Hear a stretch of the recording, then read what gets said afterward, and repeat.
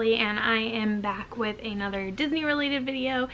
If you move or you hear any weird noises, it's my cat getting into things and hitting the table I have you up on, because he is just a nosy little kitty cat. Why are you all...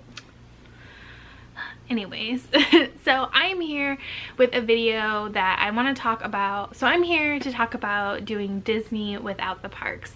And this is a concept I think is really interesting. And in December of 2018, over Christmas, I went to Disney World and I did it without the parks. So I say that with quotes because technically I did go to the parks one day. We did do the Christmas party once. We did it on the last night that they were running the Christmas party, and my parents are DVC, and I guess technically I am too, with none of the perks, but you know, I own it, I guess. My name is on the deed. So we got in at 2 o'clock. So we did get to spend from about 2 o'clock to midnight in the Magic Kingdom. So I guess technically we did go to the parks once, but the rest of our trip, which was like 6 or 7 days long, I can't remember, we did not go to the parks. I did film. Vlogs will be up in a few weeks. I'm working on it. And then you can see more of what we do. But really I want to talk about how you can do Disney without the parks. My parents have done this before and they did the same thing. They went to, I think it was the fall, so they did the Halloween party. So they went to the parks once, which is the Halloween party ticket, got in at 4, and then the rest of the trip they didn't do it. So you can do the parks without it. I would never suggest that as like your first trip, but there is a lot of focus on only doing like the 4 main theme parks at Disney World when you go.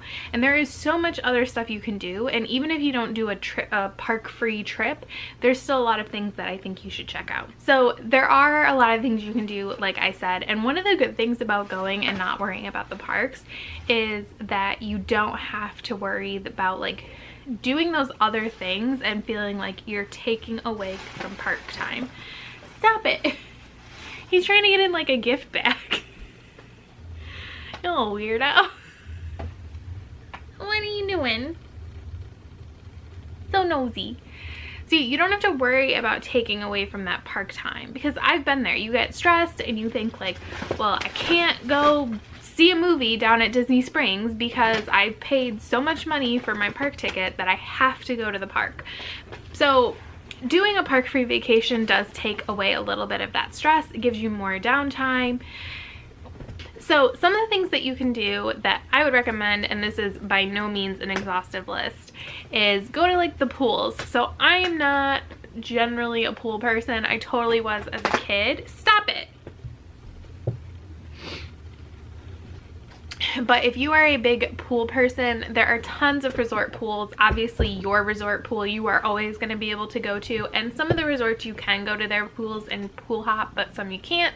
So just check that out before you try. You can check out just other resorts, especially like we went at Christmas time, so there are tons of Christmas decorations. Stop it. He found some catnip. I think I successfully distracted him with a toy. So we went at Christmas time, so a ton of the resorts, especially the deluxe resorts, are just full of Christmas decorations. And we didn't even get to go see all of them. We didn't even see all of the deluxe resorts. But you can see the values, the moderates, they all do decorations. And some that I would recommend, especially at Christmas time, are Wilderness Lodge. I really liked it. I thought it was just really pretty to see. Of course, Grand Floridian is the big one because they have a huge gingerbread house, but Contemporary, Grand Floridian, Beach Club, they all have gingerbread displays. And then Fort Wilderness is another fun one because there you have the guests decorating their campsites, and that stuff is just amazing. We ended up renting a golf cart, which cost $67, and let me tell you, not a waste of money. It was so much fun to be able to just drive around and see the golf cart or see the campsites and see what everybody did. And I know that campsites usually get decorated for Halloween as well, and sometimes at the campground, I know around 4th of July they do like a golf cart parade and everything, so you can always go and see that if you can figure out when it is. So one thing I really like is mini golf. So my dad and I did this together on our last vacation. We did Fantasia Gardens, and this trip we went to Winter Summerland. We ended up doing the summer course because the winter course was busier, and we really enjoy it. And I do know they offer a DVC discount. I think they offer annual pass discounts and stuff too. Sorry, now he's on the scratching board. But mini golf is a great deal. It's probably about an hour-long activity, but it is tons of fun, and the decorations are cool, and I think it's totally worth it.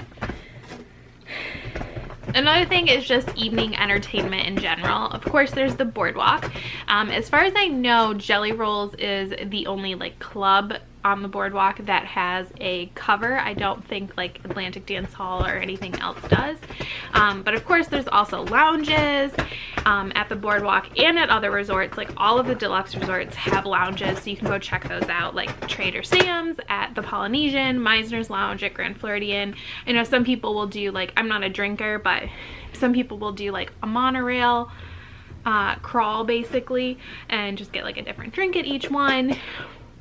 And that kind of thing is fun. And then you could hang out on the monorail, which is always fun. You can make your vacation more of a food-focused vacation. And to me, this kind of contributes to the whole idea of not being stressed about taking away from your park time. So like this vacation, we did a lot of sit-down meals, and we probably wouldn't do as many as we did if it was a normal vacation, because sit-down meals are going to take more time than a counter service meal. And so if you want to maximize your time in the parks, that means you're going to have to make sacrifices. Same with having meals at the resorts, because it's going to take you more time to get to that destination than it would if you were just going to eat in a park that you were already in. So you probably avoid a lot of resort dining options, and this can give you the opportunity to experience more of them. And there are tons of other things you can do, like boats, excursions. I know there's fishing, there's canoes, there's bikes. My dad and I always say we're gonna rent a Surrey bike, and we never do. We are going to French Quarter this coming December, and so maybe it'll happen this time. Probably not, but maybe. I'm sure we'll say we're gonna do it and then not do it. And also there's horseback riding, which we were able to see when we went over to Fort Wilderness. They were getting everybody ready to go out, and I know that's something my dad wants to do on our next trip. He has to lose some weight before he qualifies. You have to be, I believe, under 250. It might be 260, but I think it's 250 that you have to be under in order to ride, and that is like a 45-minute trail ride thing over at Fort Wilderness.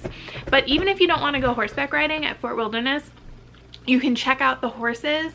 And there are people, like when we were there were people to talk to us.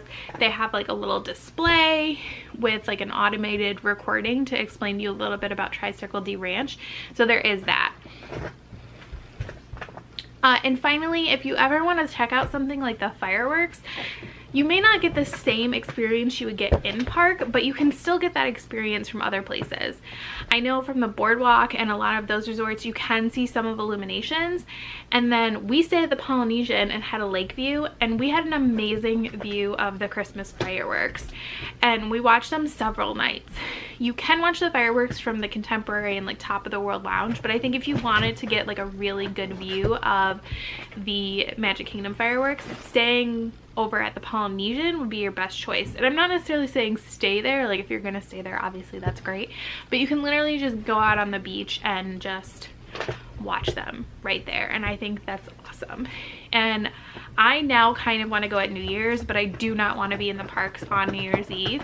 But I think it would be awesome if I could get like a lake view Polynesian room and just watch the fireworks from there, because you would get the majority of what you're trying to get out of the fireworks with way less crowd. So basically what I'm saying is you totally can do the parks, or you can totally do Disney without the parks. I highly suggest you check it out. And have you ever done Disney without the parks? Let me know down in the comments below. Bye.